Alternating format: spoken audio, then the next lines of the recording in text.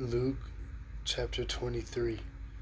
And the whole multitude of them arose, and led him away unto Pilate. And they began to accuse him, saying, We found this fellow perverting the nation, and forbidding to give tribute to Caesar, saying that he himself is Christ, a king.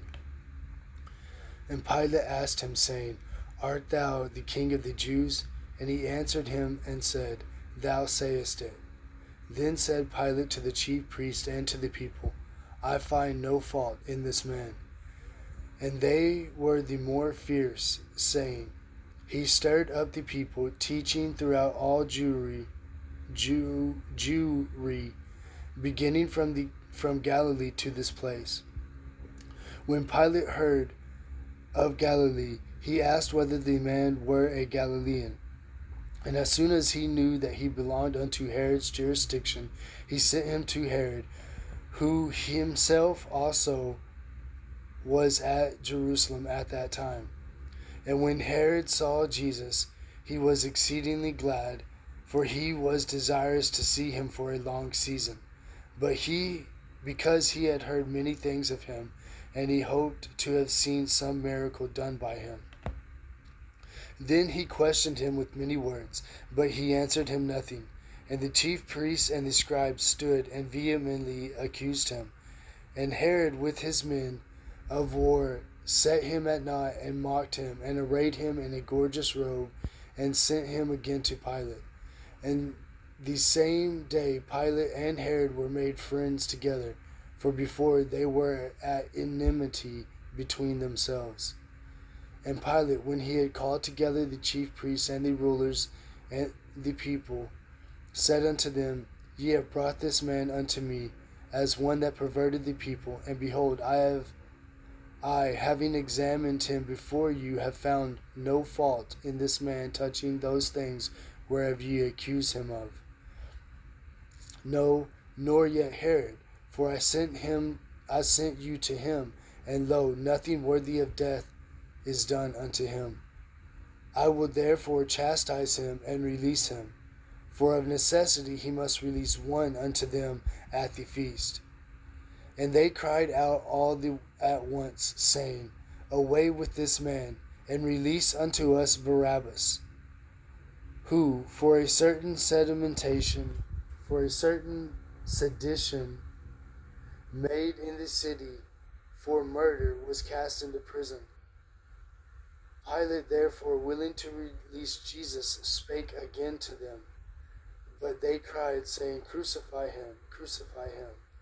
And he said unto them the third time, Why, what evil hath he done? I have found no cause of death in him. I will therefore chastise him and let him go. And they were instant with a loud voice, requiring that he might be crucified. And the voices of them and the voice and of the chief priests prevailed.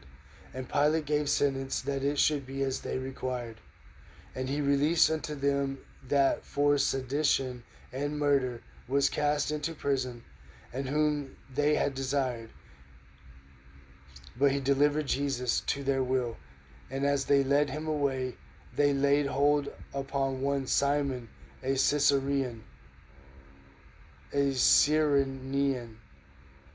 coming out of the country, and on him they laid the cross, that he might bear it after Jesus. And there followed him a great company of people, of women who also had bewailed and lamented him. But Jesus, turning unto them, said, Daughters of Jerusalem, weep not for me, but weep for yourselves and for your children. For behold, the days are coming in which they shall say, Blessed are the barren, and the wombs that never bare, and the paps which never gave suck. Then shall they begin to say to the mountains, Fall on us, and to the hills, cover us. For if they do these things in a green tree, what shall be done in the dry? And there were also 2 other malefactors led with him to be put to death. And when they were come to the place which is called Calvary, they crucified him, and the malefactors, one on the right hand and the other on the left. Then said Jesus, Father, forgive them, for they know not what they do. And they parted his raiment and cast lots. And the people stood beholding, and the rulers also with them derided him, saying, He saved others, let him save himself, if he be Christ, the chosen of God. And the soldiers also mocked him, coming to him and offering him vinegar, and saying, If thou be the king of the Jews, save thyself. And a superscription also was written over him in letters of Greek and Latin and Hebrew, This is the King of the Jews. And one of the malefactors which were hanged railed on him, saying, If thou be Christ, save thyself and us. But the other, answering, rebuked him, saying, Dost not thou fear God, seeing thou art in the same condemnation? And we indeed justly, for we receive the due reward of our deeds. But this man had done nothing amiss.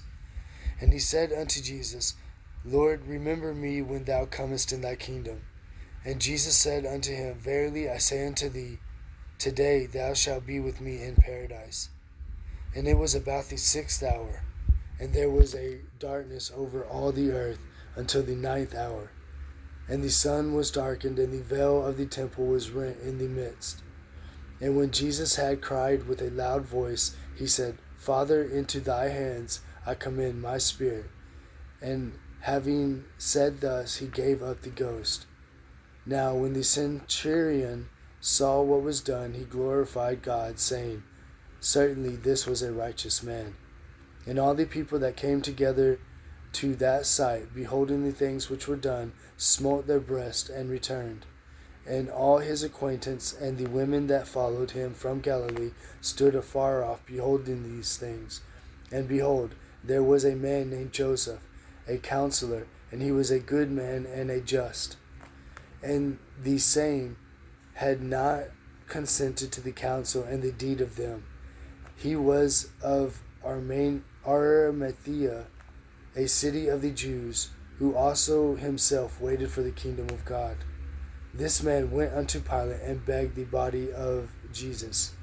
And he took it down, and wrapped it in linen, and laid it in a sepulchre that was hewn in stone, wherein never man before was laid.